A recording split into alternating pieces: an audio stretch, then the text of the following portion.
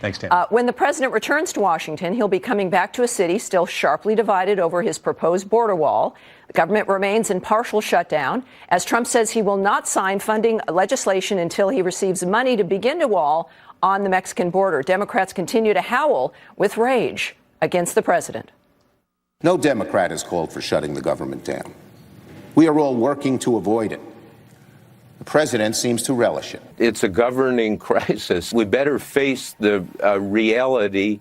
This is a dangerous time. This is not just another government shutdown. Donald Trump is on track to be the worst president in modern times, and perhaps ever. The days of waiting for this president to change how he operates, and the days of hoping that he can somehow achieve more and do better, those days are behind us. But let me just say this.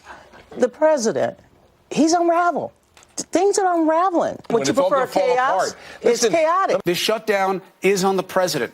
Because he has caused such division, he can't even broker a deal on a side issue like this. All righty. Trump, meanwhile, says the shutdown is squarely the fault of Democrats and their refusal to ever secure the border with Mexico. I can't tell you when the government's going to be open. I can tell you it's not going to be open until we have a wall, a fence, whatever they'd like to call it. I'll call it whatever they want. The people of this country want border security. You know, it's not a question of me. I'd rather not be doing shutdowns. These federal workers want the wall. The only one that doesn't want the wall are the Democrats because they don't mind open borders. The only time they went against it, there was only one time when Donald Trump said we want to build the wall. As soon as I said I want to build the wall, they were all against it. All righty. Well, Dan Bongino is a former Secret Service agent and the author of Spygate, the attempted sabotage of Donald J. Trump. Robin Biro is a former regional campaign director for Barack Obama. They both join us now. Welcome aboard, you guys. Thanks for joining me. Good to be here. Thank you so much. So look, Dan, I've got to say to you, it's funny to watch, of course, the Democrats, the doom and gloom. I mean, we've just moved through the Christmas holiday. The sky is falling. We're looking for grubs and puddle water to eat and drink, through the shutdown.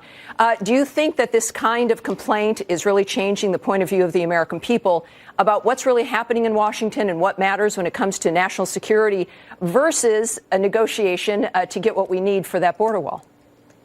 No, I don't think the media is changing one mind out there, Tammy, but for a very specific reason. Listen, chaos is not a brand, OK? It's not a brand you want to run. Even Richard Nixon figured that out, running on a law and order platform of all people, right? Nixon figured that out.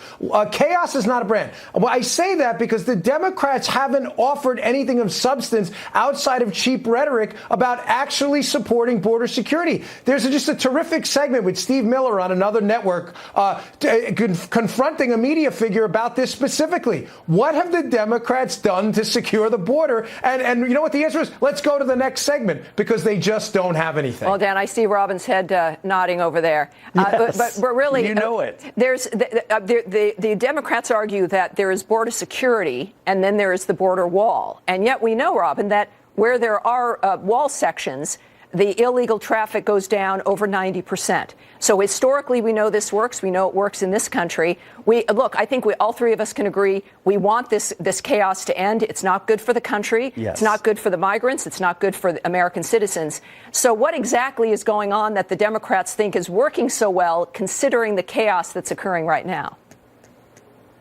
We've got several problems, and let's call out the hypocrisy from my own party, because in 2006, we did support the Secure Fence Act, which erected more than 700 miles of border on our southeast border.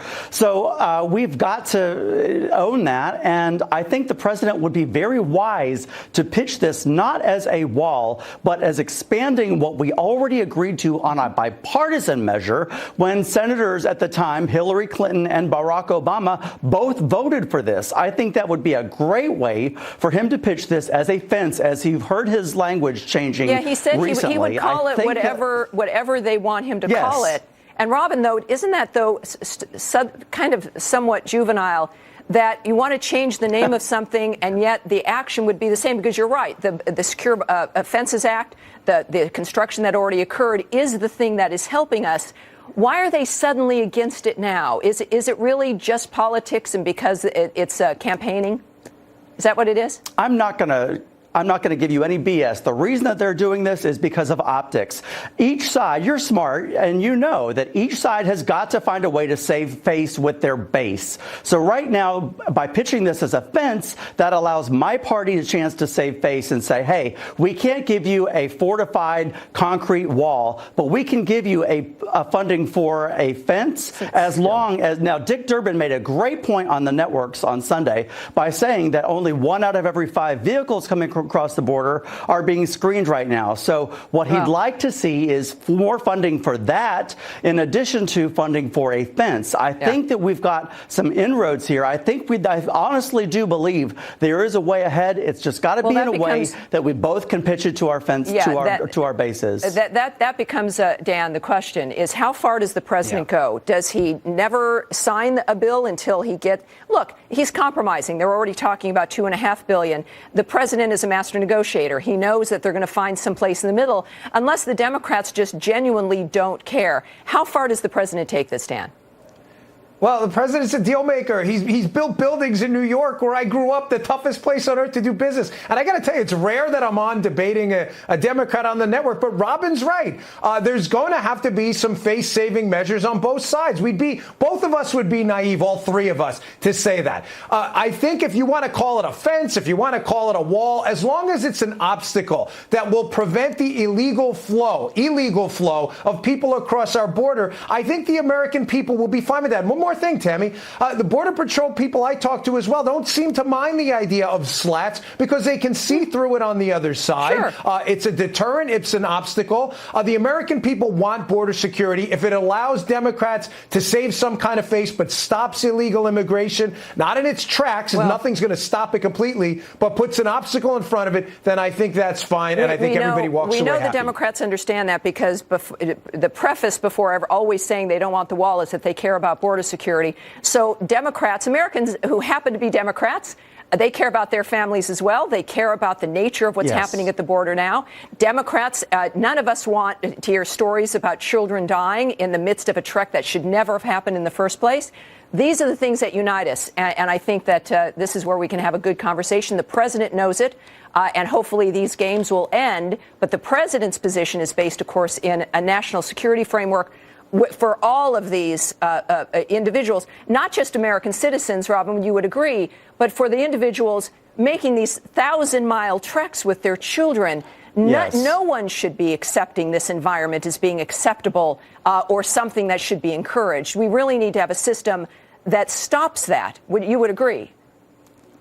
Absolutely. And we need comprehensive immigration reform. And I want to clearly say that my party can absolutely not afford to be labeled as the party that embraces open borders, which is why we're trying to say there are other things that we need in addition to, at least at the minimum, a stronger fence. Nancy Pelosi, Chuck Schumer, all they've been saying is he's never going to get the wall. He's never going to get it. They seem to be doubling down on an argument that this is the problem with liberals often, perhaps not you, but liberals a great deal, that they don't know when to stop. They misjudge the Kavanaugh dynamic. They're misjudging this, I contend. Oh, yes. And the American people want solutions. This is what they're looking for. President Trump is a man of action. He's been consistent in his positions. You started this segment talking about how Democrats had voted for the Secure Fences Act. They have not been consistent. Why should we trust what the Democrats do once they take over the House of Representatives as being either believable or truthful? Great question. And, I will just point out that on both sides, there are calm heads. There are also crazy people on both sides of the aisle. Those are the ones that get the most airtime in the media, unfortunately. But there are smart people like Dick Durbin who get it, who say that there are multilateral approaches that we can take to this. Robin, you were so good. You were so good until you said Dick Durbin and the word smart in the same sentence. I just got a headache. All right, you guys. This is a great conversation. Dan, Robin. Terrific. I really appreciate it. Thanks. Have a great night. Merry Christmas. Absolutely. Look, for several